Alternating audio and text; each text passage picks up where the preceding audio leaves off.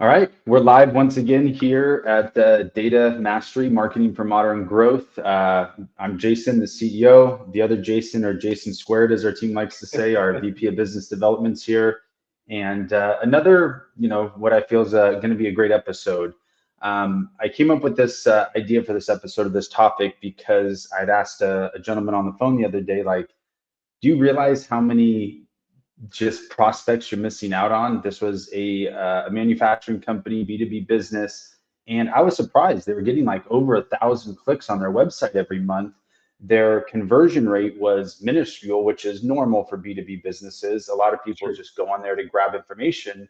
But it was just like, do you realize that you could be delivering and finding like 400 to 500, give or take, of those individuals that are hitting your website and already interested in your product or services?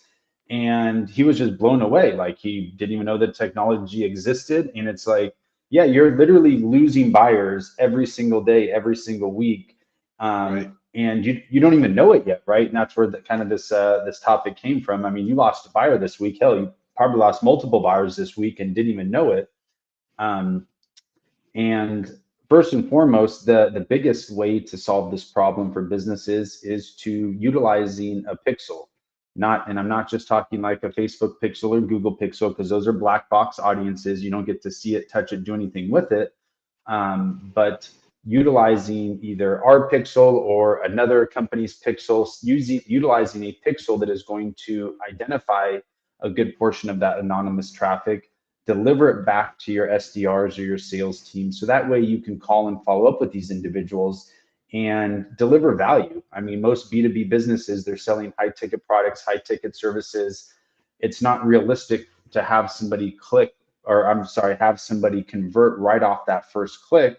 So now knowing who's clicking on your site after the first time, and be able to call and start that relationship, add value, see if they're a good fit, is a remarkable, valuable tool that I would say, what would you say, 9 out of 10 B2B businesses that we talk to, Jason, don't even know exist or realize they have that ability? Well, I mean, yes, you're exactly right. I mean, and when we start talking about pixels, they're like, oh, I have a pixel. I have Google's pixel. But what you're doing is collecting data, as you said, specifically for them, not for you. The purpose is for them to be able to resell more ads to you and, allow you to spend more money on their platforms for you to be able to market to. Whereas utilizing or worst case, sorry to cut you off, or worse, deliver your competitor's ad to somebody that just visited your site. So if you're not spending enough money on Google, somebody's going to click on your site. Google's going to capture that information, and they're going to be like, hey, they're in market, or they're interested in XYZ services. And then they're going to start delivering your competitor's ads to them, which is obviously even worse. Right. I mean, so if I remember the statistic, I believe that you have like 14 seconds to convey your message on your website to somebody for them to stick around and proceed forward in engaging into your website. So think about it. If they're on the website and they pop off, what's a huge number of reasons why? Maybe they got interrupted, maybe they're in the middle of work and they had to go and do something else, or whatever that may be. They started and initiated the intent to be able to look at your site, but do they remember the name of your website? Do they remember your business name? Are they just Googling something and then they go to Google it again and your site's not even relevant up in the search, and now they're on to another company that does the same thing that you did before, right? So what a great way for you to be able to take that opportunity and within 24 hours reach back out to them, start serving them emails and ads and whatever that may be, with the numerous marketing capabilities that you have from owning the data itself. And you're owning Correct. competitor. Yeah, exactly. By owning the data, you can call the person, you can email the person. With our data, you can send them a LinkedIn message. So 24 hours, and that's just the organic approach. Forget about retargeting them with programmatic ads and putting your business back in front of them, so they remember the name, they remember I mean, this was a while ago, but I remember being on a training, and it was something like 60 or statistically 60 to 70% of your site traffic that does not convert after the first time they visit will never come back to your site. And I personally think it's more like 90% if you ask me. Sure. Because like you said, are they going to remember your site, your name, your business, your URL? No, when they're back, when time comes, they're going to go back in and they're going to Google that same keyword phrase again, Right. airplane parts or, office supplies or whatever they're searching for. And whatever is going to come up in that organic search or whoever's coming up in the paid traffic, they're going to take the path of least resistance and go directly to one of your competitor sites. Where if you're running programmatic ads, now you can stay in front of those individuals so they can literally never forget about you. And while that's happening, your SDRs, your sales team, is now pinging them on LinkedIn, sending them a personal email, and then picking up the phone and calling them to find out, hey, are we a good fit? What other value did you not find on the website that I can provide you? What else do you need to know about my company or our company to confirm that we're actually a good fit in a win-win for each other? And Yeah, that and I is think that, where, sorry, go ahead. no, go for it. I think like that's, the shoe that's on the right foot, but think about the shoe on the left foot. Your sales team now has the ability to qualify the individual as well. So if that individual came to your website and is not the correct avatar, and it's not part of your ICP, and they popped off the website because they aren't the right fit, you're not wasting your time trying to find them. But you wouldn't have ever known that they were on your website unless you have this type of pixel to be able to identify, enrich, and be able to make sure that they're part of your ICP regardless. Yeah. So what you're saying is rather than let that prospect themselves be like, hey, this might not be a good fit, or have your sales team actually gets to call and confirm, and the prospect isn't making the decision for themselves, so to speak, because I mean, and let's be honest, a lot of these B2B businesses don't have the best websites, and no disrespect to any B2B businesses listening to this, but it's typically, just like their marketing practices are typically outdated, their website's outdated. It oftentimes doesn't completely and clearly portray exactly what they do and what they deliver. So it's, I know we used to like say in our ads, like our punch phrase was kind of like, how'd you like to have a second chance to make a first impression? And that's, Correct. relative with what we're talking about. If your website didn't make the best first impression for your business, now, boom, your sales team, your SDRs have that opportunity to take that second swing, make that first impression over again, and confirm, if they are a good fit or not, and move forward from there. Another big piece to this puzzle of these missed opportunities, people that were interested that you lost a buyer to, is by utilizing, so outside of the pixel, outside of the site traffic, then now we can talk about the difference between, say, calling cold or calling and emailing cold lists versus people that are actually in market or intent-based lists. Because these cold lists, you're wasting a ton of time, energy, effort, and often money, whether it's money emailing these people, whether it's money serving them ads, if they're not even looking for what you're selling at this point. Now, the companies that are embracing intent-based data, in-market data, they're now getting in front of these prospects that are actually interested in searching for what you're selling, where your sales team is still calling these cold email lists from like a ZoomInfo or Apollo or Clearbit or whatever the data is coming from. So you're missing out on leads, and you're not even getting the opportunity to put your best foot forward or make the impression. You're missing out on deals, and you really don't know about it because your competition's using intent-based data, getting in front of these buyers, making good impressions, adding value before they even know about your company. And heck, your company might be a better fit. You might be able to deliver a better service or product at a better price and add more value to the business, but they literally don't even know you exist because you're still stuck using cold, outdated data for your marketing purposes. Well, and think about, again, your sales team. If your sales team has to sit there on super cold, outdated emails and, just try to skim through to find, one opportunity, and then they call that opportunity and they're like, no, I'm not even interested. That wasn't even something I, was even looking for. How did you get my name? And it becomes jaded and bitter, and you're not there solving a problem for them. What you are is becoming another problem for them, right? So if you think about, you're not there to solve, you're giving them another problem to solve by you really being in front of them, and they're not interested. So now you've turned them off altogether, right? I mean, it's like speed dating, right? Like, I know that that's a bad way to look at it, but it kind of is. Like, you're sitting there and you're talking at a table, and you're like, I think nope. it's a great analogy. You're like, nope, nope, nope, nope, nope, nope. Yes, that's a person I want to talk to, but the timing's not right. Thank you. And you're like, oh, I just became jaded because I talked to 17 of these other companies that aren't exactly what I was looking for, and I prove to me that you are, and now you're on the defense versus helping them.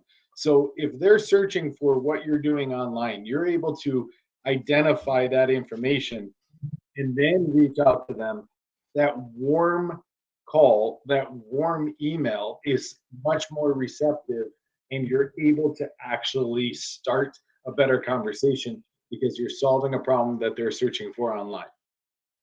Yeah, and I mentioned this on I think it was 2 episodes ago, where how this, like, these cold outreach is actually burning your reputation. So that person that you're calling Exactly. might be the perfect client, might be the perfect fit, but it's just bad timing. So when you call and say, hey, I'm from XYZ company, and you annoy them, and now you create another problem for them to solve, which is getting your ass off the call as quickly as possible, they're going to remember Yes. that name because you remember the bad way more than you remember the good. So when it does Always. come time, let's just say in 2 months or 2 years from now, when it's like, hey, I need this XYZ product or service, are they going to pick up the phone and call the guy who bugged them a month or two ago and annoyed them and gave them a problem to Right. solve?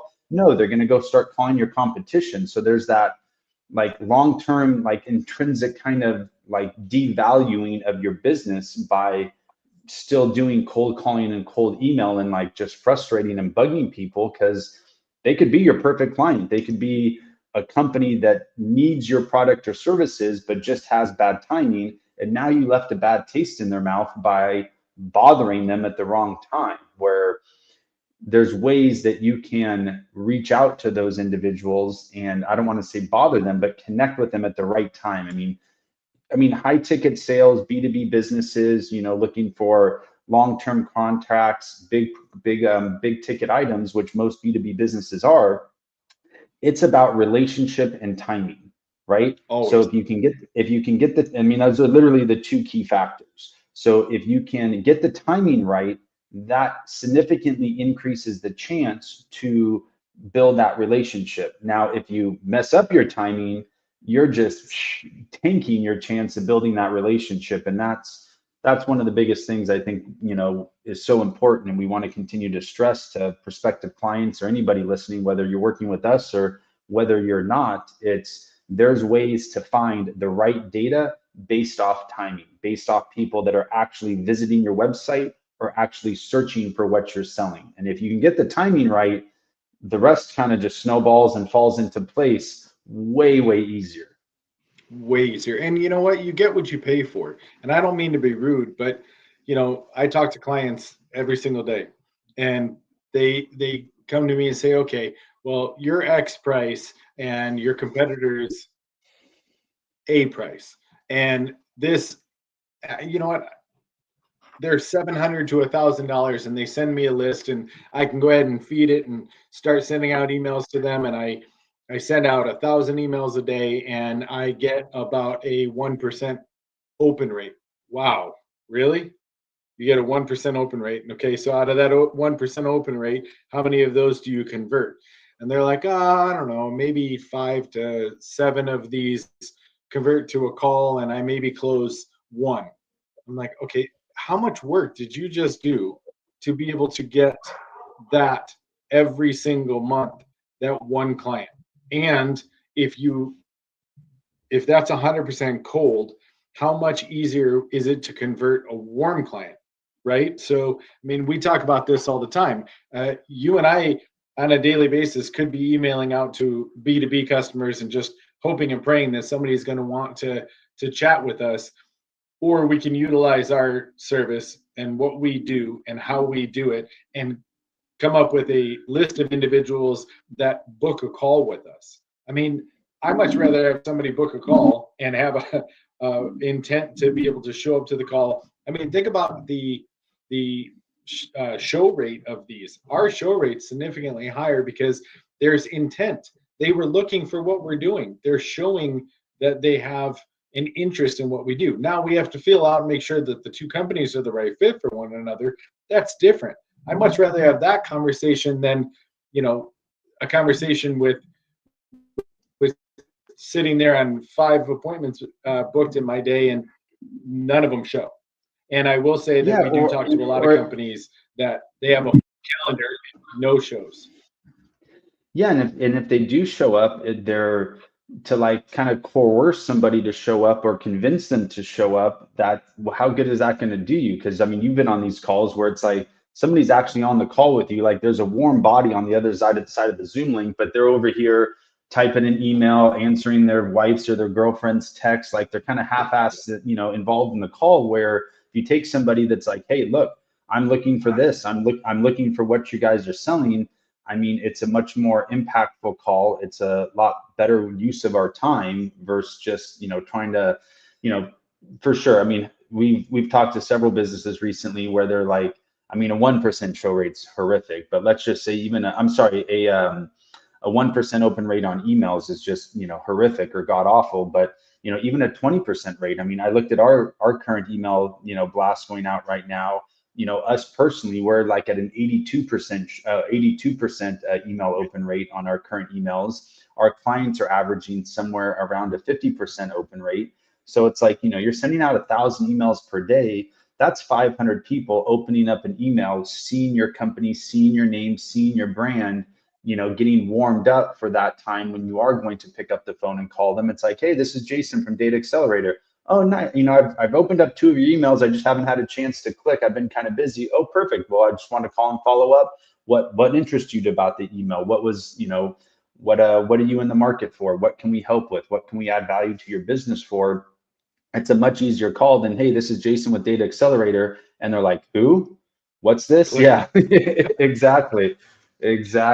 And then you tie it all together with the credibility of seeing the ads, seeing testimonials, everything else. It like I like to say with with our services specifically, you're not making cold calls. You're just making warm customer service calls to see if we're a good fit, see what they missed on the website, see what other value you can add, and then we can move on from there.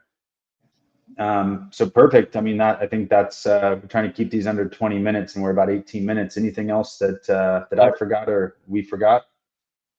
No, I think that you're hitting the nail on the head, and this just scratches the surface. And I think that if anybody is interested in learning more about how this works, just reach out to us. Like, we're more than happy to answer questions. I went to a convention last week and I had so many people just ask questions, and I was able to, kind of answer it as much as I possibly could. And I did not realize that Q&A opened up more opportunities for us as a business, because they just are enamored. Like, wow, I did not realize that this was even out there. So I mean, if you guys have questions, you want to know like how our product works or any questions about the industry itself, we'll answer it. And you know what? There are going to be times that we say, hey, there's something out there that will do this. We don't, but that might be a good fit for you. Because if that's what you're looking for and we don't offer it, we know the other companies out there that potentially could help you. Just reach out. We're happy to answer questions and do whatever we can. Yeah, and that's why we call them discovery calls. We want to discover more about your business, discover if we're a good fit. And then, like you said, if we can't add value, if we're not the right fit, then we can point you in the right direction. I mean, we do our competitions, we do research on our competition. We know what else is out there. We can typically tell within that first discovery call, like, hey, this is going to be a good fit. We can add benefit. You're going to benefit from our services, or this isn't a good fit. Either XYZ needs to happen for you to get ready to work with us, or there's another business out there that could be a good fit. So data accelerator.ai. Jump on our website, book a call with either Jason Hay or myself. It's predominantly Jason Hay. He can go over everything with you, see if we're a good fit, and then go from there. And if not, if you don't think you're ready or might not be a good fit right now, don't hesitate to subscribe to the YouTube channel. Follow us on Instagram, dataaccelerator.ai on Instagram. Subscribe to the YouTube channel. Just start, kind of learning from, what I like to say is just kind of learn from our past mistakes. We've been doing this for a minute now. So even if, you don't think you're ready to engage with a company like ours, there's still a lot of value that we're trying to add from these calls. So that way you can circumvent kind of past mistakes and pitfalls that we've done over the years to get to this point. So whether it's engaging with us, following us, learning from us, any way that we can add value, that's what we're looking to do here with these shows. So we appreciate everybody's time, and we'll see you back again in a few days. Take care, everyone. Thanks, guys. Have a good one.